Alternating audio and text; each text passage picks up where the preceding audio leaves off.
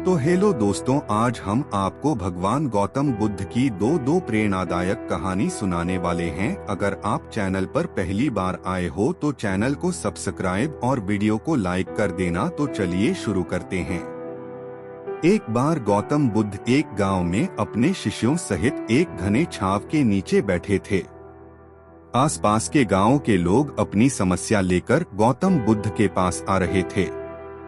गौतम बुद्ध उन सब की परेशानियों का समाधान देते हैं। सब लोग खुशी खुशी अपनी समस्याओं का समाधान पाकर वहां से लौट रहे थे। वहां से कुछ दूर बैठा एक भिखारी लोगों को बुद्ध के पास जाता हुआ देख अपने भाग्य को कोसता हुआ यह सोचने लगा कि अभी यह लोग दुखी मन से उस महात्मा के पास गए थे, अब इतना खुश होकर कैसे वापस लौट रहे हैं। आखिर इसका क्या कारण है? जरा मैं भी तो जाकर देखूं, महात्मा इन लोगों को ऐसा क्या खजाना बांट रहे हैं जो ये लोग इतने प्रसन्न हो रहे हैं।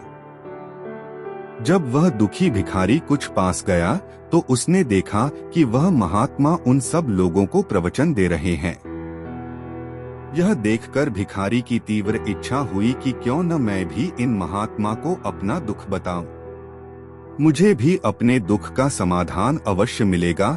फिर क्या था, समाधान की लालसा लिए वह भिखारी गौतम बुद्ध के पास पहुंचा और हाथ जोड़कर प्रणाम करते हुए बोला कि महात्मा, मैं भी लोगों की मदद करना चाहता हूं, लेकिन मेरे पास मदद करने के लिए कुछ भी नहीं है। मैं बहुत गरीब हूँ, मेरे पास न तो पैसे हैं और न ही कोई ऐसी चीज जिससे मैं लोगों की मदद कर सकूं। मैं चाह कर भी किसी की मदद नहीं कर सकता। मुझे भगवान ने इतना गरीब क्यों बनाया है कि महात्मा, मुझ पर कुछ कृपा करो। इतना कहकर भिखारी रोने लगा। गौतम बुद्ध बोले, आप बहुत अज्ञानी हो। आप अभी तक इसी भ्रम में जी रहे हो कि आपके पास देने के लिए कुछ नहीं है, जबकि दूसरों को देने के लिए आपके पास बहुत कुछ है। आप बिना धन और वस्तु के भी लोगों की मदद कर सकते हो। तुम्हारे पास जुबान है जिससे तुम मीठे शब्द बोलकर किसी दुखी चेहरे पर मुस्कान ला सकते हो। इन्हीं शब्दों की ताकत से तुम किसी भी टूटे हौसलों को फिर से मजबूत कर सकते हो। इन्हीं शब्दों की शक्ति से तुम किसी के भी मन में सकारात्मक विचारधारा के बीज बो सकते हो और उसे गलत रास्ते में जाने से रोक सकते हो। तुम अपने दो हाथों से किसी भी लाचार या कमजोर व्यक्ति की मदद कर सकते हो। तुम्हारी दो आंखें किसी अंधे को रास्ता दिखा सकती हैं। तुम किसी के लिए दुआ कर सकते हो, उनके बिगड़े हुए काम फिर से सही हो जाएं। तुम किसी के अच्छे स्वास्थ्य की कामना कर सकते हो, लेकिन अज्ञानता बस तुम इस बात को समझ नहीं पाए। किसी की मदद करने के लिए धन और वस्तु का होना अनिवार्य नहीं है। बिना धन और वस्तु से हम लोगों की कई प्रकार की मदद कर सकते हैं। गौतम बुद्ध के ज्ञान से भरे हुए शब्द सुनकर भिखारी के चेहरे पर मुस्कान आ गई और वह वहां से खुशी खुशी झूमता हुआ चला गया। इस कहानी से हमें यह सीखने को मिलता है कि आजकल बहुत से लोग यही सोचकर दुखी हैं कि मेरे पास ये नहीं है, वो नहीं है, बल्कि जो अपने पास है उसी में संतुष्ट रहना चाहिए और जितना हो सके लोगों की मदद करना चाहिए। भगवान गौतम बुद्ध की दूसरी कहानी ये है। एक बार की बात है, गौतम बुद्ध अपने शिष्यों के साथ गांव से एक बड़े नगर की ओर जा रहे थे। गर्मी के दिन थे, रास्ता भी काफी लंबा था। गौतम बुद्ध भी अपने शिष्यों के साथ बहुत देर से पैदल चल रहे थे। इस वजह से उन सबको प्यास लग गई। वहां से कुछ दूरी पर एक बरगद का पेड़ था। सभी लोग उस वृक्ष के पास पहुंचे। गौतम बुद्ध पेड़ की छांव के नीचे विश्राम करने लगे। गौतम बुद्ध ने अपने एक शिष्य को कहा, आप इस बरगद की छाया से 20 कदम दूर जाकर 2 बार परिक्रमा करके वापस आओ। शिष्य वैसा ही करता है जैसा बुद्ध ने कहा था। परिक्रमा करने के बाद जब शिष्य गौतम बुद्ध के पास आया तो बुद्ध ने पूछा कि क्या आपको किसी ठंडी हवा का अनुभव हुआ था? शिष्य बोला, हाँ, उत्तर दिशा की तरफ मुझे कुछ ठंडी हवा का अनुभव हुआ था। शिष्य की यह बात सुन गौतम बुद्ध ने कहा कि उसी दिशा में चले जाओ, जरूर वहाँ से कुछ ही दूरी पर एक तालाब होगा। उस तालाब से सबके लिए पानी ले आओ। शिष्य उसी दिशा में जब कुछ दूर गया है तो वहाँ सच में एक तालाब था। तालाब देख शिष्य बहुत प्रसन्न हुआ और तालाब के निकट जाकर तालाब से पानी भरने ही वाला होता है, तब उसकी नजर तालाब के दूसरी ओर जाती है जहाँ कुछ स्त्रियां कपड़े धो रही होती है। यह देख शिष्य मन ही मन सोचता है कि यह पानी तो गंदा हो गया है।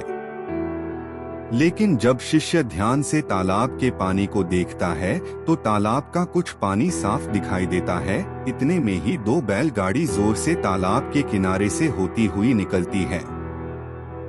बैलगाड़ियों के पहिए तालाब की मिट्टी के ऊपर इतनी जोर से निकलते हैं कि तालाब के नीचे बैठी बहुत सारी मिट्टी तालाब के ऊपर आ जाती है, जिस वजह से तालाब का बचा हुआ पानी भी गंदा हो जाता है।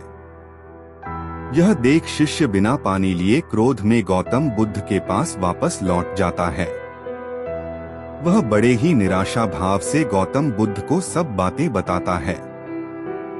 शिष्य की बातें सुन उनमें से एक शिष्य बोलता है कि हमें तुरंत यहाँ से निकलना चाहिए, किसी दूसरी जगह पानी की खोज करनी चाहिए, नहीं तो प्यास के मारे हमारी जान निकल जाएगी।